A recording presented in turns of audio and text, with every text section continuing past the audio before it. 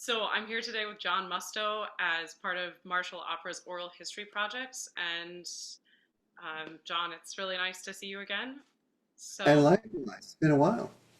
thank you so much. I figured maybe we could start talking sort of at the beginning. And I'm wondering if you would talk a little bit about what led you to composing originally. I guess I was working a lot in in pop music, doing a lot of playing a lot of clubs, and improvising, and collaborating with songwriters, and along with being in conservatory. It's just, I guess it would be a natural outgrowth of all that activity and improvisation. Um, As a pianist, I presume. yes, as a Yeah, pianist. Yeah. that's really fun. Um, why then, since we're specifically looking at opera in this context, what was your first or strongest draw towards opera? Oh, well, um, I don't think it's a secret that I've been married to an opera singer for a number of years. It'll help, Uh, right? I've heard a lot of opera, been around opera a whole lot in rehearsal, in performance, in every, stage of getting it on stage. Um, and In terms of writing for the voice, I've been writing for the voice a long time, only in the context of song Right. and poetry, which was, I suppose, a very good preparation for moving into opera. I only needed an invitation to write one, which came from Kim Whitman and Wolf Trap, and that would be Volpone. Which is what I'll be singing the aria from for the concert. So. It was the first of four. And I know when we had our little chat a couple weeks ago, you talked about your choice to focus on comedy in opera, and I think that would be something that it would be interesting for people to hear about. Yeah, well, when we started uh, on that project, or when I started thinking about it, again, having been around opera and seeing new pieces that were being written, I guess this was around. Well, let me see. Volpone premiered in 2004, so I guess we started talking about Volpone at least 2 years before that. Um, yeah, and at the time, and I even recently read a review of, well, an announcement of Volpone in I guess it was the Washington Post, I think, um, that said at the time there were no new comedies written. Opera was where it was breast beating and corpses piling up, and comedy was Broadway. Right. Uh, didn't used to be that way, but it became that way. And I just was my favorite operas uh, were were comedies. What are And some of those? I'm not sure if you'd mentioned before. oh, I would say first and foremost, Marriage of Figaro and Falstaff. Um, so, and also because of those pieces or pieces like it, I was very interested in ensemble work. That makes Um, sense. as um, as you know, the end of Act Two of Marriage of Figaro is a miracle of ensemble writing, um, and everybody has something to say. Even when they're saying something, they mean something different, and you can hear what everyone is saying, the way it's written. And so basically, I wanted to write a piece in that vein. I told, well, first of all, I looked for a librettist who was not an opera librettist, Right. someone who had worked a lot on in musical theater. And that was, I have a very good friend, Joe Falcon, who's a conductor, composer, pianist, fabulous pianist. We made a record together. I forget when. It was Gershwin's Tiptoes, I think. We played on two pianos with the orchestra. Um, and he recommended a colleague of his, Mark Campbell. And it was my first opera. It was Mark's first opera. And Mark has gone on to, I don't know, what has he written? 40 operas now? A lot. Yeah. Um, and so I just told him, I really didn't have a story in mind. I just told him I wanted a comedy. I wanted it to be dark. I wanted it to move really fast. And I wanted a lot of people on stage yelling at each other at the same time. Yep. And he he suggested, I don't know, a couple of things, but he really said, no, I think this is the piece. The Volponi's an adaptation of Volponi will really work. And that's exactly what he gave me. Um, Lots of ensembles, um, lots of repartee back and forth, and uh, the challenge was making it all understandable Right. by the audience when they're because what we had these courtroom scenes where people were cross talking against each other and over each other and to this person and then that person, and it was really fairly complicated, and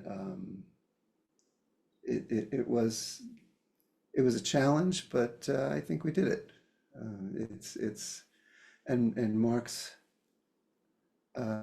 libretto was hilarious. It was absolutely hilarious. He's brilliant with comedy.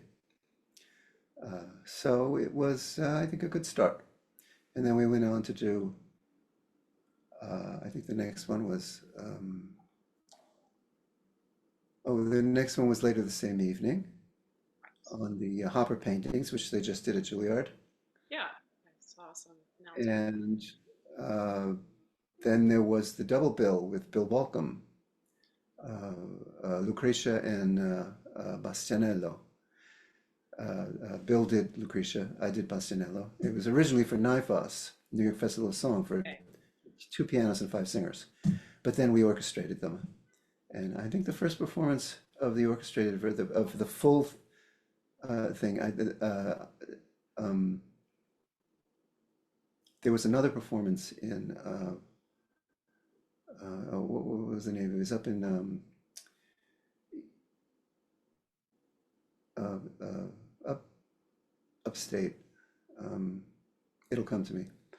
That they did my orchestration, but then San Francisco Conservatory asked Bill to orchestrate his, and they actually did the premiere of both of them, orchestrated. And anyway, to backtrack, and then the last one we did together, I think it was 2011. It was The Inspector on the Gogol play. Wonderful. Um, along the line. Rochester, Oh, that's what I'm thinking of. like Lyric. up at Eastman.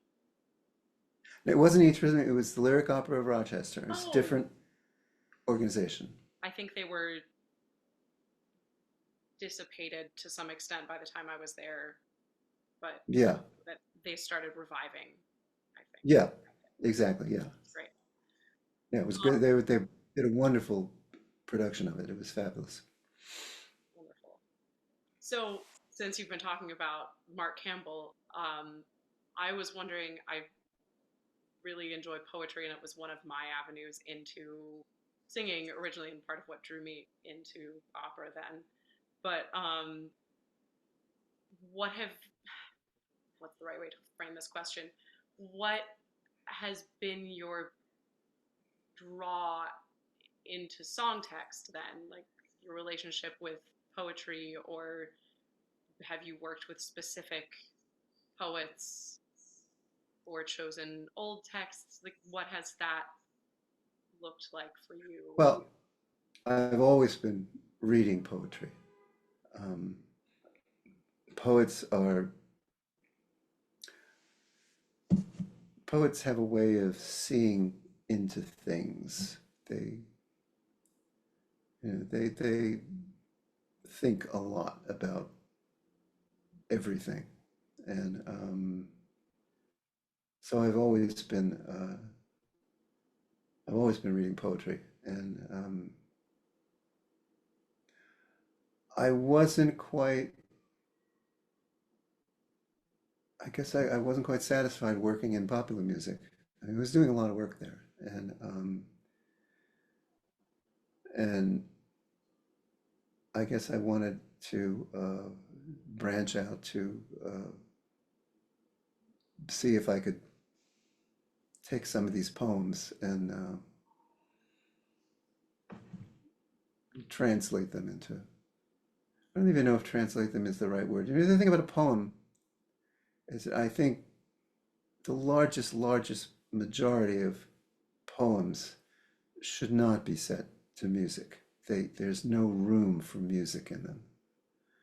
Um, you have to find a poem that, I mean, for my purposes, I look for a poem that doesn't have very long lines, is not, uh, you don't have to wait 3 lines for the end of the sentence to know what's being said, because when you hear a song, basically, you hear it once.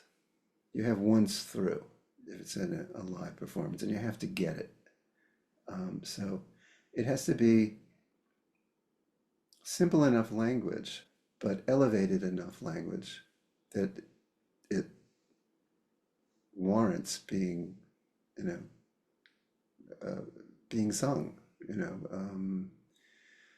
And, I mean, this is something that's been said before, but poetry originally, in the time of Homer, it was something that was actually sung, and uh, it was performed. And poetry eventually became something that you read. And you had a book in your hand and you read it, and you could go back and read it again. If there was something you didn't quite understand, you could go back and read it. Um, so when a composer sets a poem, it's basically that composer's way of reciting that poem. Right. Um, and we could disagree about how that is because it is my interpretation of the poem. It's the way I would say the poem. Right. Um, it's kind of set in stone that way. Um, but that was my uh, entry into vocal music. Right. I I appreciate hearing that thought that a lot of poetry is it's already too complete to add music. That's not something I've heard a lot of people express, and I strongly agree with that. What right have there been any particular poets that you feel very, let's say, confident that you can give a reading that you feel is warranted in music? I've been very taken, both poetically and musically, with the poems of Archibald MacLeish. Oh, And basically, I tend to the language that appeals to me musically is usually poets of the mid 20th century. Um, so it's and I think MacLeish really embodies what I'm looking for. It's he's plain spoken, but yet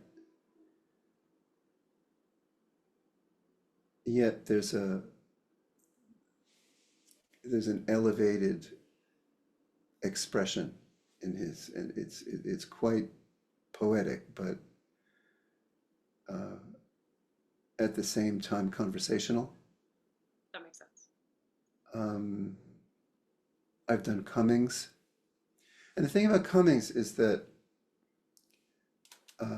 you look at his poems and it looks all you know Yeah.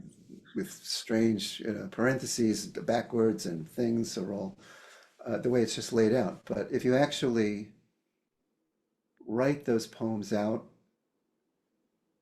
with just as plain language, they're really just lyric poems. They're quite understandable lyric poems, Yes. and um, and there's I remember hearing a master class and a soprano was saying, well, you could. It was one of those poems that was written that way, and explaining that you could kind of atomize it this way or that way, um, and in fact, when you hear Cummings recite his poems, it's really very straightforward. And um, I would say to young composers who are looking to set poetry, if you could possibly find the poet reciting their own poem, it's very illuminating. Even if they're not, even if it's bad, some of them are not good, because there are some poets that have to emphasize every word. It's kind of like a William Shatner, rendition. Yeah. Um, but it's still interesting to hear from the creator what they were thinking when they wrote this poem. Right. I don't That want to be down, not down on William Shatner. He oh, is the captain of the Enterprise. um that element makes me think of another question that I wanted to ask you, which is, I mean, as a poet who's having their poetry set to music, that's a relinquishing of control that is similar to the relinquishing of control that a composer has to allow once a piece is finished and it's going out into the hands of whoever's going to perform it, that unless you're right there dictating exactly how each note is played or sung, it takes on a new life. And how I would imagine that feels harder or easier or different depending on the piece of music. And I was wondering if you could talk a little bit about that. Well, do you mean from the poet's point of view or from the composer's point of view? From your, sorry, from your point of view, like once you finished a piece, whether it's an opera or a song or a chamber piece, and then to pass over the score to be performed and Oh, just, when you write a piece, you put as much information as you can without tying the hands of the performers. You don't want to dictate every single thing because you want the piece to, myself as a performer, you know, I I'm in the mix, you know. Right. Um, and so you want to give your you want to give the performer a very clear idea of what you were thinking, um, and then once it's out, it really is out of your hands. So, and it really is it's a fine line. Uh, this collaboration between composer and performer, because you could, I mean, I remember being, I was rehearsing my uh, um, piano trio with a fiddle player and a cellist, and so we were playing, and we came to this passage, and the fiddle player just stopped and said, "No, no, no, no. Really, it really should be this way. This is really better." And I said, "Okay, well, fine, let's try that." And in fact, it really worked very well. Performers know a lot of things. Um, and also, when you write a piece, you don't actually know how it's going to behave um, until it's gotten a few performances. And I mean, from my standpoint, you don't you don't really know it until you've played it. And so there are pieces that I have not played, and those comments I take very seriously from performers if I have not played the piece. If it's not my instrument, or even if it is my instrument, if I've not actually performed the piece. Um, I want to hear what they have to say. Yeah. Um, And with opera, it's a little different with opera because there's so many people involved. right. Um, and again, you could put as much information as you can into the piece, into the stage directions, and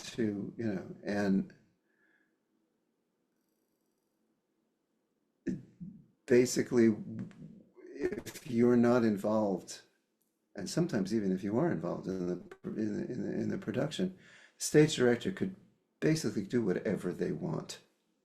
Right. And that can change so much of the purport of But your that's the way the politics are right now.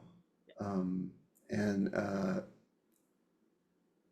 it can be, again, I've had directors do things in operas that I said, oh, gee, I had no idea that was there. That it really went into that particular thing, and it really did, I never thought of it that way. And then there are other times you go, I have no idea what's happening on stage. Not a clue. So that's An experience, I'm sure. that's the game. Yeah. Were you able to be actively involved, say, in the first performances of Volpone? Was that uh, I was actively involved in the first performances of every opera because we did it with Leon Major. I don't know if you know Leon Major. I He's know the name, it rings a bell, but I just wonderful, insightful director. And I met him when Amy was an apprentice at Lake George Opera, and he was kind of the in-house director there. As a matter of fact, it was Marriage of Figaro um, and I have to say I still haven't seen a Marriage of Figaro that stands up to Leon's Marriage of Figaro. Um, and so Mark and Leon and I worked together on these pieces, and we would just bat around ideas, and Leon would point things out. or I would see something Leon was doing, and I, say, well, this is really what I was thinking here. Um, and he also, Leon, he studied piano. He's very well versed in music. Um, and so it was the pieces that we put on stage were our pieces. They Yeah, put them on stage the way we wrote them. Um,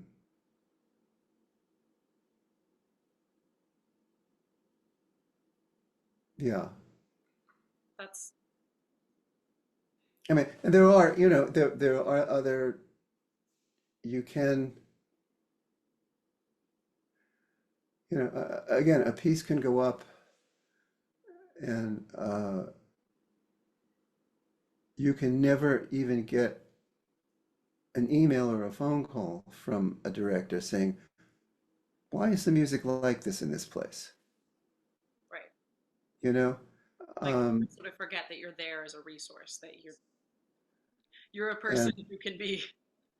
yeah, and wouldn't it be nice to ask Mozart what he was thinking when he wrote this particular, you know, passage of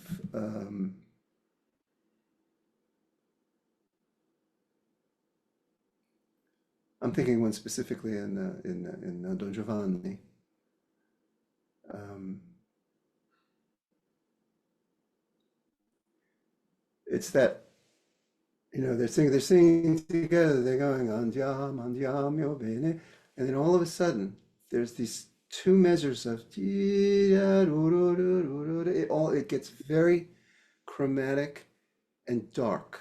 Yeah, It's there's like sort of like when you're out in the sun on a spring day and a cloud comes out, and all of a sudden you get a chill and then it's gone. yep. Wouldn't it be like to say, Herr Mozart, what were you imagining on stage in that moment? And that's a moment that was pointed out to me by Leon's son, Josh. Josh Major is a wonderful director. He's following in the footsteps. Um, Yep. but everyone does things differently. Yeah. I guess we are surprisingly close to our sort of time limit here, but I would love to end by asking if there's another opera that you'd like to write. Whoops. Uh, I've already written four. I know people have written a lot more. That's okay. I've been really enjoying writing chamber music actually for the past couple of years. Um, I don't think that if I was asked to write an opera, I'm Mhm. certainly not going to go shopping an opera idea around at this point. Yeah, that's fair. But I would probably go to Mark and say, "Do you have any ideas?" Because he's very well read and would probably have a really good idea. This sleeve. Yeah. Well, this was really lovely, and I'm looking forward to singing some of your music for Martial Opera next month. Oh, that'll be fun.